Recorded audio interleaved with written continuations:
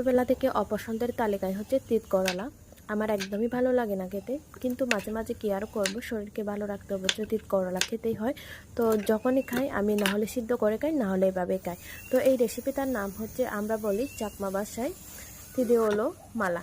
তো আজকে আমি হচ্ছে তিদেওলো মালা করব। প্রথমে হচ্ছে মরিচটার সাথে শীতলটা মিক্স করে নিলাম একটু পানি দিয়ে। এরপরে হচ্ছে লবণটা দিয়ে দিচ্ছি আমি অফ ক্যামেরায়। এরপরে হচ্ছে হলুদ আর পেঁয়াজ কুচি দিয়ে দিলাম, একদম সিম্পল রান্না।